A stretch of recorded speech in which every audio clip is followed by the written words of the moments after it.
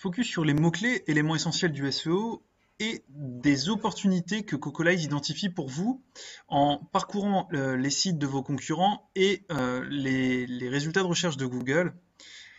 Cocolize va vous présenter des opportunités. En me rendant sur Opportunités, Keyword Opportunities, je vais donc avoir la totalité des opportunités que Cocolize a identifiées pour mon site. Donc j'ai 928 mots-clés potentiels, avec un volume de recherche potentiel si j'étais premier de 214 825 recherches et une valeur SEO équivalente à 29 000 euros, un trafic équivalent à 29 000 euros de campagne AdWords. Là où Cocolize va encore plus loin que la plupart des concurrents et des outils, c'est que il a identifié différentes opportunités, différents types d'opportunités, à commencer par les meilleures opportunités. Ce sont des opportunités de mots-clés qui ont un fort potentiel avec une concurrence faible ou modérée. Les plus gros challenges, ça va être des mots-clés avec beaucoup de concurrence, mais qui peuvent être essentiels pour mon entreprise. Typiquement, pata negra, pour une épicerie en ligne espagnole, c'est le produit star de l'épicerie en ligne espagnole, le jambon pata negra. Ensuite, on est en 2020 et l'internaute, l'utilisateur, utilise beaucoup Google avec des questions. Comment faire de l'huile d'olive? Comment cultiver le safran? Comment retourner une omelette?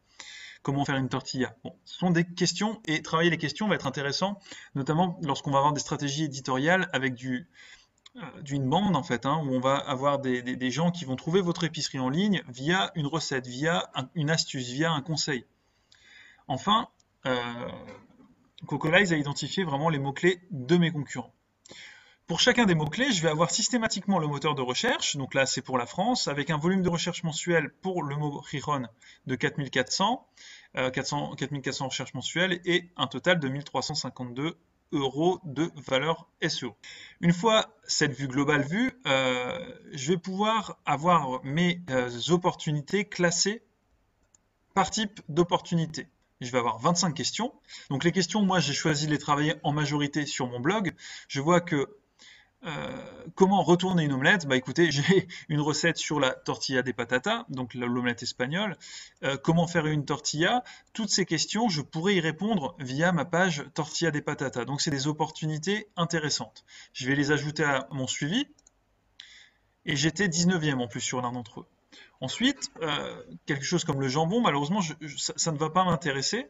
Quelle huile d'olive acheter en Espagne? Ça va être intéressant pour moi, surtout que j'ai un concurrent qui est bien positionné.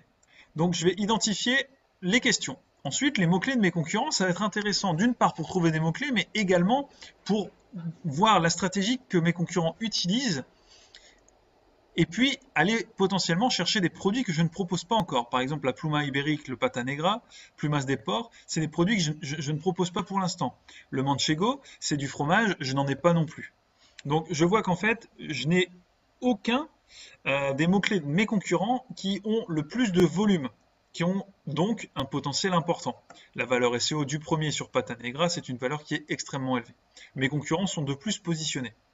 Donc dans mon cas, ça va m'intéresser pour trouver de nouveaux produits, et également le vinaigre de Jerez, de Xérès. Les challenges, c'est les mots-clés avec un fort potentiel, donc plumas de porc, pata negra, Gijón, cecina, ce sont des mots-clés essentiels. Typiquement, la pata negra, la plumas de porc, ce sont des produits que je n'ai pas encore. Et puis d'autres opportunités sur lesquelles je vais avoir un volume qui va être moindre que sur les challenges, mais qui va être néanmoins intéressant. Donc épicerie en ligne, je suis 89e. Là, moi, je vais juger que ce mot-clé-là n'est pas pertinent. Pourquoi? Parce que j'ai une épicerie espagnole. Pression à froid, c'est pour l'huile d'olive. Pourquoi ne pas travailler et présenter la production de l'huile d'olive? Je suis actuellement 71e, mais je pourrais aller gagner des places.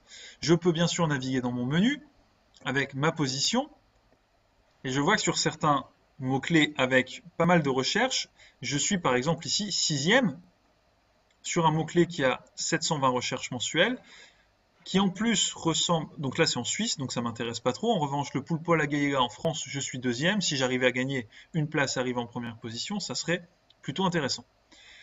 En parcourant comme ça, vous allez pouvoir ajouter des mots-clés à votre liste de suivi, ce qui va vous permettre de travailler aussi votre stratégie éditoriale et optimiser vos fiches produits, vos landing pages ou encore vos articles de blog.